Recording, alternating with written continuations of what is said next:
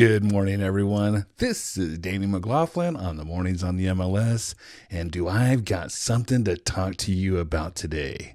We're going to do a deep dive into what's called the RF 201 Tennessee Residential Property Condition Disclosure and what really happens on these forms. You're not going to want to miss this. Stay tuned.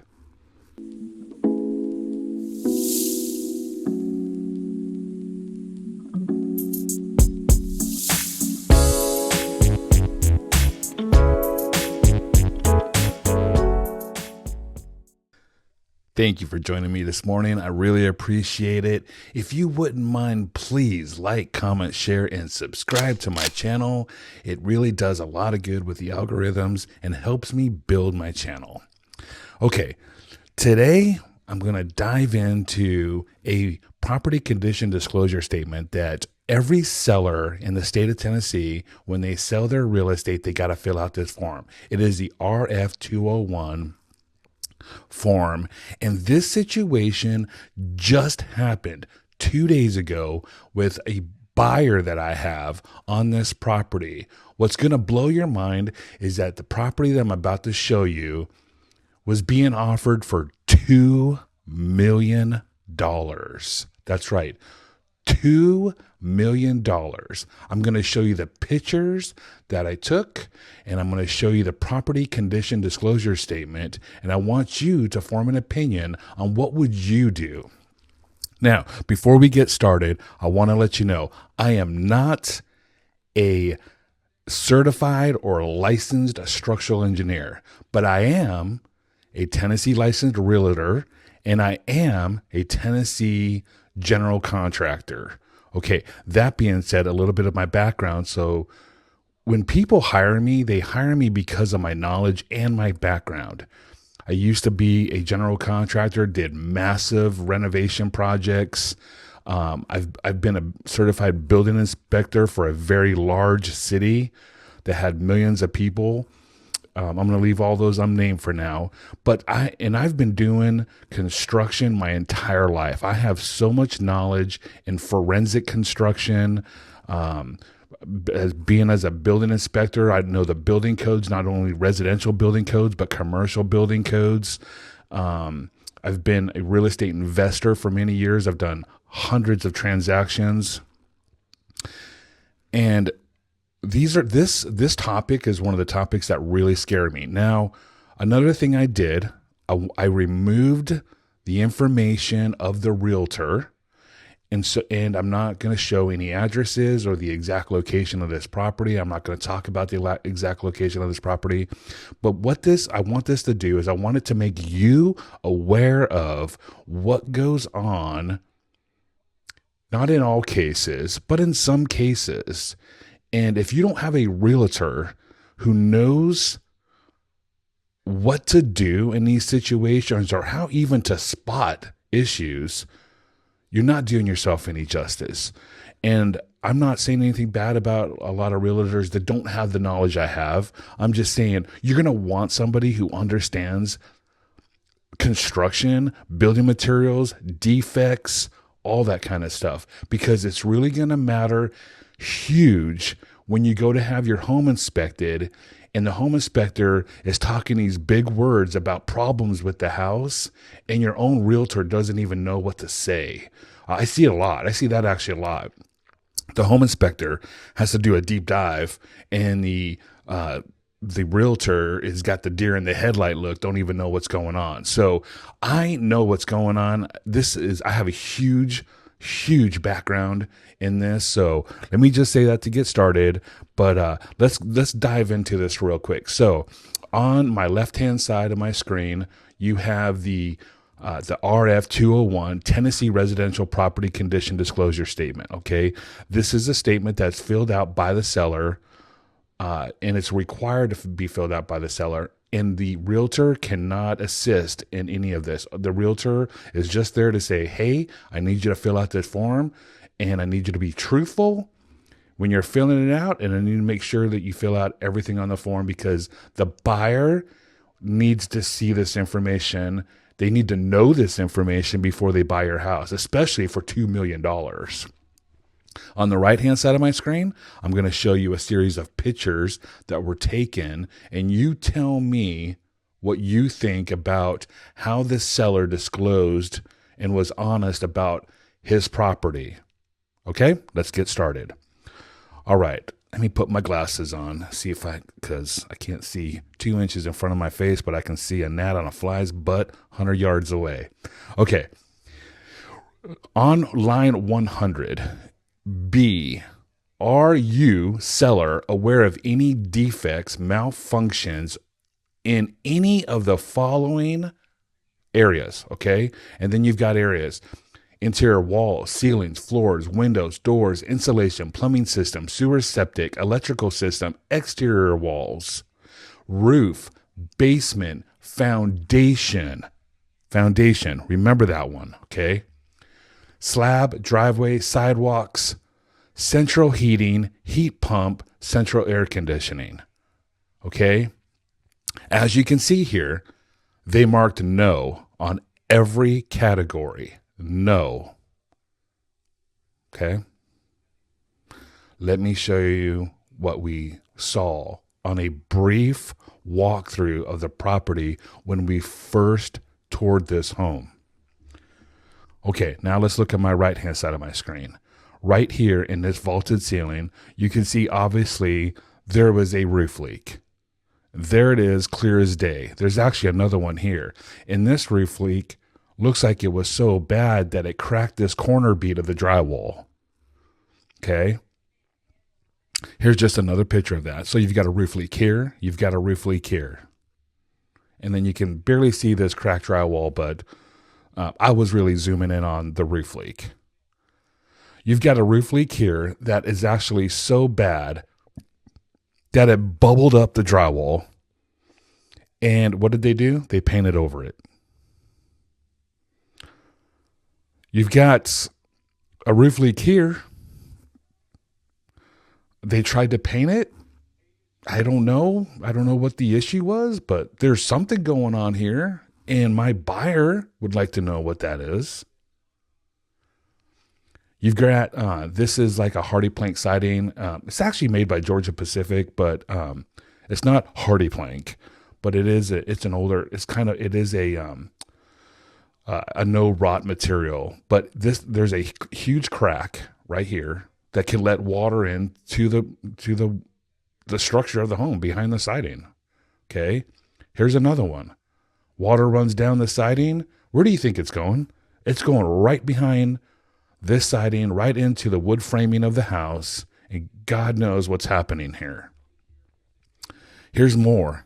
Look at this. Stains. You can see the stain coming through, but they tried to paint over it. Okay, this is probably another roof leak. This one. Whoever did this shower, the mold was so bad that they had black mold growing up right here. The tiles were cracked. They tried to smear some sanded caulking in the joints, but you can see how black and disgusting it is. It's cracked up. It's failing. This one's really bad. This is where it really starts. Now, back over here, look, we've already talked about roof leaks. We've already talked about interior walls, ceilings. Okay, we're already talking about all that. Now we're going to get into foundations and basements. Okay, here's a retaining wall. A retaining wall is a block. It doesn't have to be block. It could be poured concrete. I have a basement in my house that's 12 inches thick of poured concrete. This is a block wall. So it's 8 inches tall, 16 inches in width, and usually anywhere between 8, 10, 12 inches in depth. Okay, this is a retaining wall. They build this wall, they put it on a footing, they build this wall to hold back earth or dirt on one side that's higher than the elevation on the other side. And the reason this is done is because this house has a basement, and this wall is supposed to be holding back the higher elevation dirt on the other side, which is a lower elevation on this side, which gains you access to the daylight basement side of this basement. Okay, just so you kind of understand. So you could just look at the wall. Look at all this mold and mildew, okay? There's a huge crack right here. There's another crack down here. You can see, I don't know if you can really see it in this picture, but the wall is leaning towards the lower elevation of this property right here. You can see a vertical crack in the block here. You can see this is the basement wall. You see the red brick, it goes back behind here. That's the basement wall. You can see just a collection of moisture and mold. You can see all this green and black mold. Okay? Look at this. This crack was so bad that it pushed this wall. This wall is going to topple over from the pressure of the higher earth on the other side. And you can see it's just like, it's failing. This is a failing foundation basement area. And the seller says, no, he doesn't know any issues. It's going to get worse. Hang on. I'm going to get there. Here it is. You can see that this section of the wall has literally pushed out possibly 2 inches, I think it was. I'm guessing about 2 inches difference. This wall starting to topple over. Okay. There's a close-up one. So from the existing wall to here, approximately about 2 inches. This has been going on for years, and they've owned the house, I think, for about 10 to 12 years. So you mean the 10, 12 years you haven't noticed that this is a failing structural issue on your home?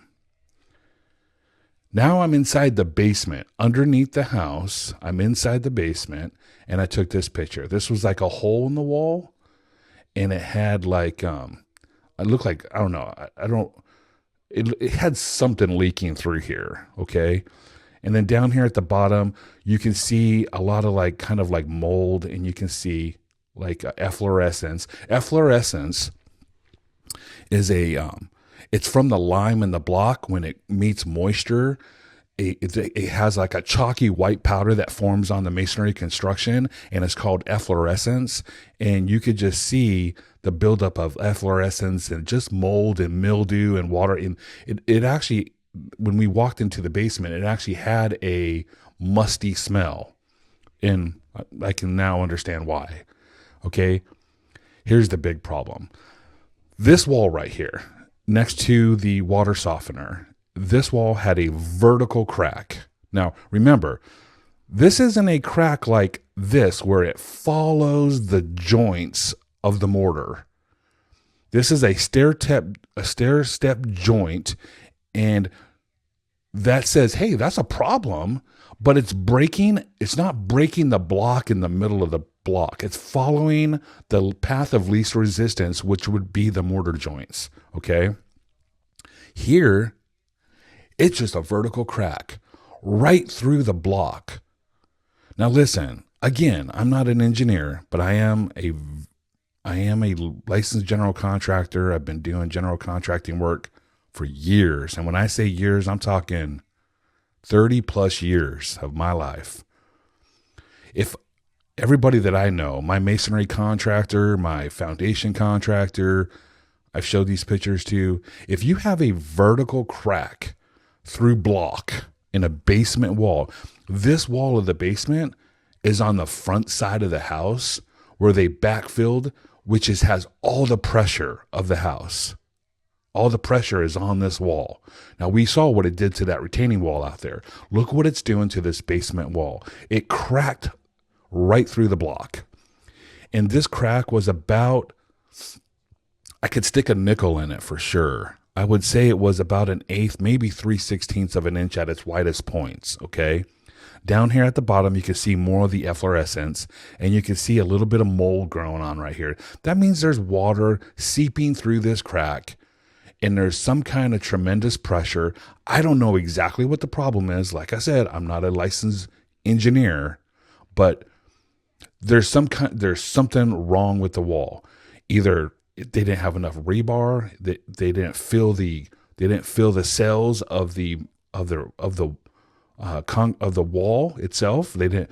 When I say they didn't fill the cells, I mean they grout it. They grout through the cells, and there's rebar in there, and they're supposed to vibrate that down so it consolidates and gets super like all the way to the bottom, and there's no air gaps in the lifts, and that this is a solid, thick, masonry wall. Something's failed here. Something's failed. Here's that crack again up close. It's pretty bad right here, pretty bad right here. Now look, it didn't follow the stair-step mortar joints. The pressure was so great, it just cracked the wall right in half, right through the center of the blocks. Okay, why do I say all this? Here's why I say this, and this is why I want you guys to understand. This is what happens. Now, listen, first of all, there ain't nothing. Let me back up. There is nothing that makes me believe that the owners of this home don't know these issues in 10 to 12 years of living in this house. You can't convince me. There's no way that they don't know this. So to me, they were untruthful on the RF-201. Now, what does that mean? If we would have contracted, if we would have went ahead and went under contract on this property, obviously the home inspector would have came in, they would have saw all this, they would have said, hey, you need to consult with a structural engineer, you need to consult with some contractors. There's some major problems in this house with the foundation. Remember, the foundation, there's no issues. He said there's no issues with the foundation. A home inspector would come in and say all that. At that time, in our 10-day due diligence period, we could have backed out, killed the contract, and been done. I don't know why we would have to do that, because now my buyers are out of money for a home inspector. They're out of money for a structural engineer. They're out of money for a roofing contractor to look at the roof. They're out of money for all these issues that are going on with the house that the home inspector technically, maybe, isn't licensed to disclose. A lot of times a home inspector just points out the visual defects, but he'll put on there, consult with a professional like a roofing contractor or a structural engineer, because he doesn't have the certifications to call out something for facts if he's not licensed or certified in those areas. And like I'm saying, I'm not calling these out for facts. I'm just saying it sure in the heck looks like it to me that there's a problem here. And this is what happens if you have a realtor who doesn't know what they're doing on the building side of things. Okay. They could be great at being a realtor, but if they sold clothes at J.C. Penney for the last 20 years or worked in some kind of corporate desk job, they don't understand how the house was built. They don't understand it. So let me sum this up. We could have got out of the contract. Like I said, no problem. We could have walked away, but my buyer would have been out a lot of money. Okay. And it sucks. It's not how it should be. If I was the selling agent, I would have told my client, well, hey, I'm not a specialist in these issues, but it looks like there's some defects of the house. Do you want to bring some professionals in and get this repaired so it doesn't come back and haunt us later on a home inspection report? They obviously didn't do that. This is how the house was represented to us. Remember, this is a $2 million house, $2 million, and this is what the condition is. Things are crazy here in Williamson County, Tennessee. I'll tell you, it is nuts. So bottom line, let me wrap this up. Hire a realtor who has extreme knowledge in everything of the process, the building, the transaction, the negotiations, everything. They should understand every aspect of a real estate transaction. As far as I'm concerned, they need to understand it all. Okay. Make sure that agent has darn good inspectors, contractors, so you can get, as the buyer, so you can get well informed of issues before you go buy a money pit. Because that's what this would have been. It would have been a huge money pit. My client would have had to sunk hundreds of thousands of dollars to correct all the issues in this house. Hundreds of thousands of dollars. It's not worth it. It's not worth it to risk getting a realtor who doesn't know what they're doing. Okay. So, that all being said, I can go on and on. I'm very passionate about this kind of stuff. I'm glad that my agents, my client trusts me. They said, Danny, we know your history. We know who you are. We know your integrity. We know you would never get us into a situation like this. And you're darn right. I never would. I would walk away from a $1 billion deal. It's not about money with me. It really isn't. Like, I do this because I'm passionate. I want to help people. I want to help people achieve their dreams, build wealth, be successful in real estate, whatever. That's what I'm here for. I want to take all my years of knowledge in construction and being a real estate investor, everything. I want to take all that and help people. So that's my true heart's motive. But anyways, again, I'm Danny McLaughlin. This is Mornings on the MLS. This is the kind of stuff that we're going to talk about on my show.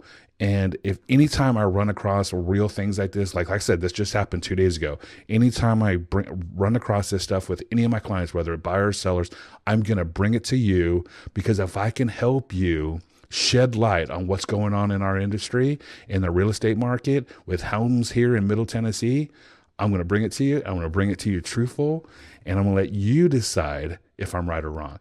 If you have any questions or you think I misrepresented anything, drop me a comment. Tell me. If you think I nailed it and I made a good point and you enjoyed this video, also leave that comment. Please don't forget to like and subscribe. I greatly appreciate it as I continue to build my channel here. I want to build it out so I can help more people like you that are looking to buy solid, good real estate and not money pits here in Middle Tennessee. I hope you join me next time on Mornings on the MLS. I'm Danny McLaughlin. Have a great day.